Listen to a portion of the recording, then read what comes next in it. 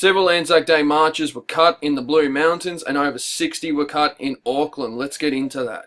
To unravel all this madness, be sure to go to the Australian Evolutionary Movement Facebook page and give that a like. There's some great material and content over there. And also go over to the MeWe page for the Australian Evolutionary Movement as well. Go check out my personal page, Nathan Mottee, for Facebook. I'm currently facing a 30-day ban and I'll be back on in 13 days. So that's why I recommend checking out MeWe as well, because I share a lot of the same content over at that page. After several Anzac Day marches have been cancelled in the Blue Mountains because RSL groups say they cannot afford to pay for anti-terrorism measures required by the state and police, breaking such a long tradition of Anzac services. David White came out saying the terrorists are winning.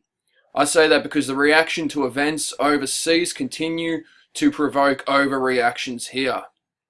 And also cutting 60 Anzac services by Auckland Council due to safety concerns following the Christchurch attack.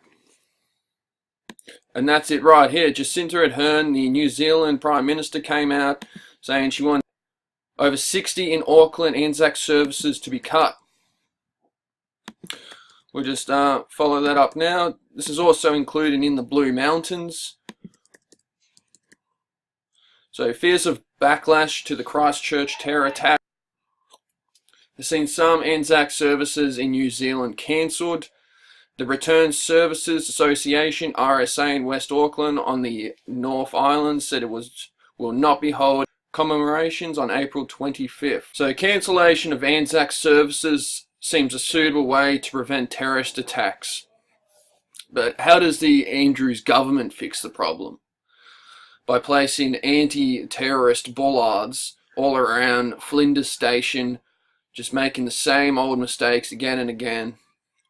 It's almost like suggesting cancelling all Ramadan gatherings at mosques and rain dances. But in this case, we have traitors calling the shots.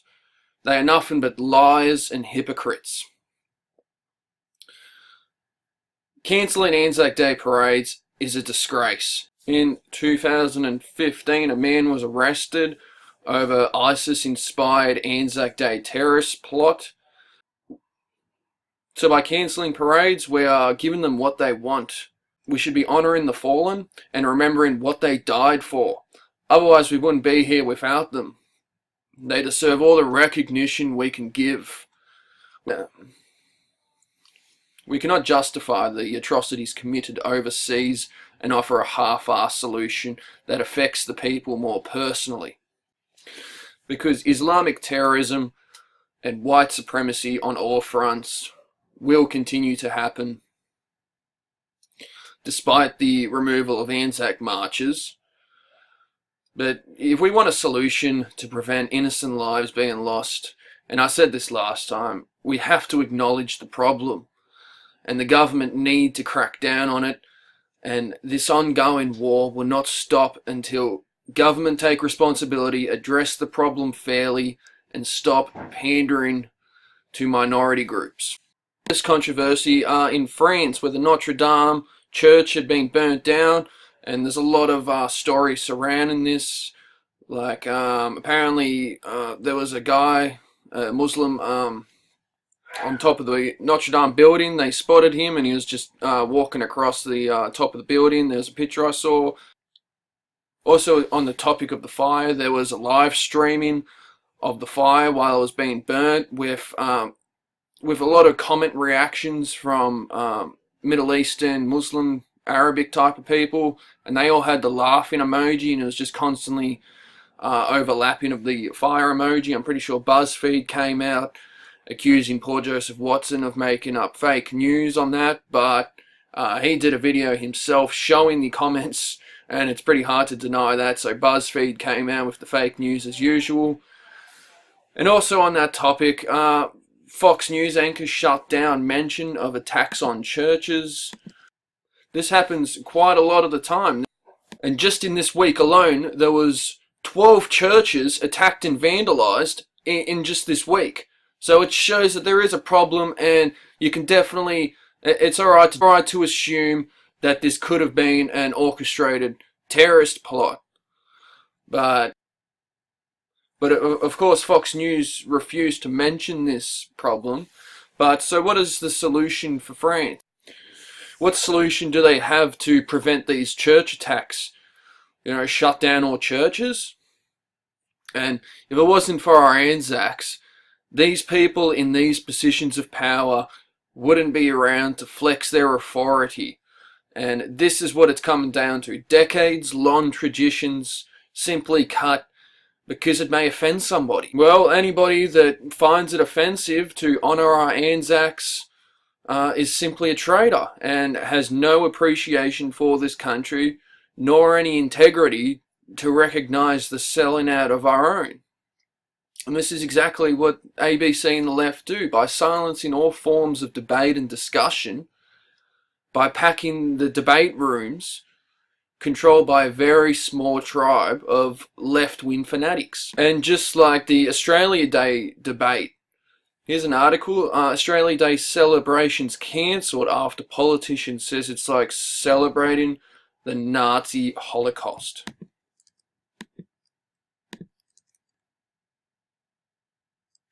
A Melbourne council's vote to drop all references to Australia Day after a politician compared to celebrating the Nazi Holocaust has been criticised by the country's government. These people are in all-out attack mode. And it already receives very little support from mainstream outlets. But we have the right to appreciate our heritage, culture, our people, and our children's future. That's our motivations. That's what drives us. And that's what we stand for. It's not about hate. And anybody that wants to preserve these freedoms, freedom of speech or even celebrating Australia Day, are called racists.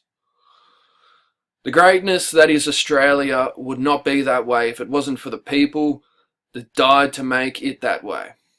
The Battle of Gallipoli, Western Front, and the swamps of Kokoda, blistering heat.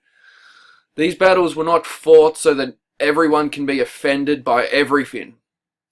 Instead of this stigma that Australia Day has, we should focus on unity, coming together from all different backgrounds and appreciating Australia's success.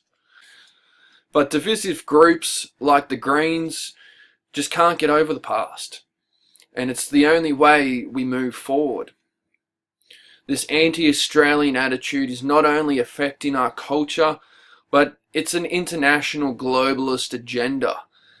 And I'm anti-globalist. They want a one world government, privatise everything, one world economy, one world everything. But it's important. We have to honour the fallen and fight for our freedoms and not become another cyst in the matrix. They want to eradicate our history, our culture. They want us to be ashamed of who we are. And I find it just absolutely disgusting what our country has come down to, what our politicians have come down to. And I really hope that everybody takes this in and recognises what the importance of our history and culture. And we should all be focusing on turning Australia Day into a way to unite everybody from all different backgrounds and get rid of this awful stigma from the past. But anyways, guys, I hope you enjoyed that video. Let's fight back. Let's show our support and our gratitude to our veterans, and let's stop this this over-the-top politically correct madness, and let's just go back to morals and integrity. So I really hope you guys enjoyed that. Like and subscribe, because I really need your support if I'm going to keep doing this. You can find me on MeWe, Facebook. Australian Evolutionary Movement is the Facebook page and MeWe page. I'm also on Gab, Minds, and Twitter. So all the links will be in the description below. Make sure you guys check them out. Give me your support. Thanks for watching. Like and subscribe. Share this video around. And I will see you guys very soon.